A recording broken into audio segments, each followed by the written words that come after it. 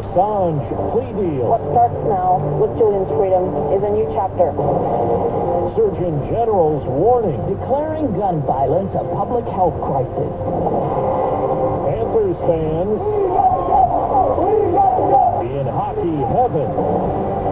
Good morning, I'm Steve Kathan with the CBS World News Roundup. Julian Assange is a free man this morning. The WikiLeaks founder left Britain overnight after agreeing to a plea deal that avoids any additional time behind bars for revealing American secrets. Here's CBS's Charlie Daggett. Julian Assange took his first steps toward freedom, boarding a plane to the Northern Mariana Islands, where he's expected to plead guilty to 1 count of espionage. The 52-year-old has spent the last 5 years in a British prison. As the U.S. government sought his extradition to America, now those 62 months will count as time served for his crime. Assange faced 18 charges after WikiLeaks published a series of leaks provided by U.S. Army intelligence analyst Chelsea Manning. The former tech expert spent 7 years in refuge at London's Ecuadorian embassy before being locked up in a high-security British prison in 2019. His family now celebrating. This period of our lives has come to an end. Former senior counterterrorism official Javed Ali. From the U.S. side, it's probably not the most satisfying outcome, but at least they could say Julian Assange was held accountable at some level. The Surgeon General is declaring gun violence a public health crisis.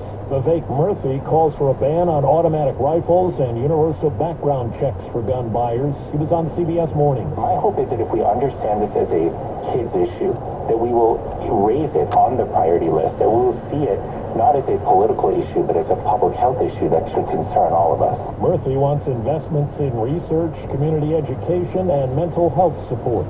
The flooding in the upper Midwest is blamed for at least 2 deaths and destruction in 3 states.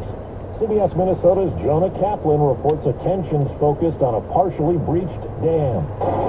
In southern Minnesota, an ominous warning by officials about the Rapidan Dam. They say it's an imminent failure condition after flooding and debris partially breached this 114-year-old structure along the Blue Earth River. But so far, no mandatory evacuations have been issued. We have about 18 inches of rain over the last couple of weeks. We've inundated the ground. There's nowhere for it to go.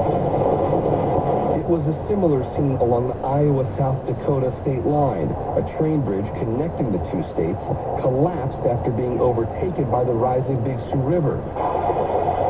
Jeremy and Sarah Fry took us inside their home as they surveyed the damage. They got up to the 5th step. Sarah, a lifelong local, told us, Yes, I've cried about it and stuff, but it's just insane to see what water can do. Federal judges in Missouri and Kansas have blocked much of President Biden's student loan repayment plan. It's due to take effect July 1st, providing lower monthly payments for millions and a pathway to cancellation. Overseas, Israel's Supreme Court has ruled that the military has to begin drafting ultra-Orthodox men to serve in uniform, tossing out a long-standing exemption. It's a move that could weaken Prime Minister Netanyahu's governing coalition. The Gaza war is a front and center issue in a congressional primary battle in New York that has seen record spending and has divided Democrats. Here's CBS's Scott McFarland. Progressive Congressman Jamal Bowman is fighting to keep his seat. Bowman is a former school principal in his 2nd term who has blasted Israel's handling of the war and called for an immediate ceasefire. We are not going to stand silent while U.S. tax dollars kills babies. He's squaring off against suburban Westchester County Executive George Latimer, backed by millions of dollars in support from a super PAC affiliated with the pro-Israel lobby AIPAC. There should be peace in the Middle East. It comes from respecting Israel as a democracy. Bowman is dogged by controversy, pleading guilty to a misdemeanor for pulling the Capitol Hill fire alarm during a key vote last fall. And he's taking heat from those backing Latimer for splitting with President Biden. 4 minutes after the hour. Well, that's today's news. Today's news.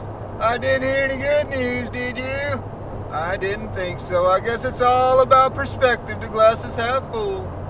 Well, as always, I'd like to thank you again for coming along with me on these dash cam news adventures. You know the drill. Peace, love, and all that hippie jazz. Bye-bye, everybody.